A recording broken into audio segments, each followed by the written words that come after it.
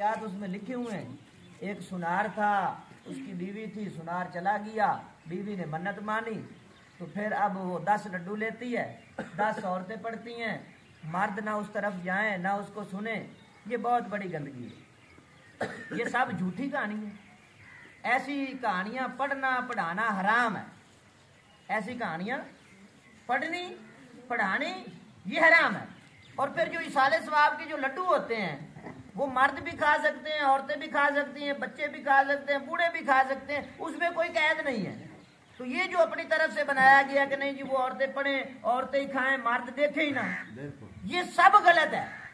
अगर कोई बंदा बीबियों की कहानी पढ़ाना चाहता है तो फिर एक किताब है 11 बीबियों की कहानी, क्योंकि हुजूर की अज़वाज मुताहरात हैं 11, उसमें हुजूर की अज़वाज मुताहरात के छोटे छोटे से जो है ना वाक़यात कलम बंद किए गए, ताकि वो 10 ख़वातीन हो, 20 हो, 50 हो, 100 हो, वो इकट्ठी बैठकर जब पढ़ेंगी, एक पढ़ेगी दूसरी सुनकर याद कर लेंगी और उनकी तरबियत हो जाएगी कि अपने मर्दों के साथ उन्होंने कैसे रहना है।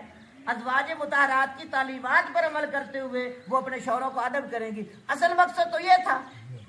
लोगों ने झूठियां कहानियां फैलाना शुरू कर दी हैं। जहां पर ये झूठियां कहानियां हैं ना जी, इनको खत्म कर दें और घरों में ना पढ़ने दें, बल्कि रहमत आने की बजाय वबाल आएगा। कि झूठ कितनी बड़ी लानत है, अल्लाह और उसके फरिश्ते जो लानत भेजते हैं झूठे के ऊपर। तो जो बंदा झूठी कहानी पढ़ रहा हो घर में, तो ये 10 बीवियों की जो कहानी आम जो राइज हुई फिरती है खवातीन के अंदर, ये हराम है पढ़नी पढ़ानी, इससे बचें और इससे घर में मुसीबतें आएंगी। बल्कि वो तरीकाकार ले हैं जिसमें सही वाक़यात अज़वाज मुताहरात की सीरत पर मबनी जो हैं, जो बयान किए गए वो पढ़ाएं। ये आपने चंद मसले ये भी याद रखने, अल्लाह ताला मुझे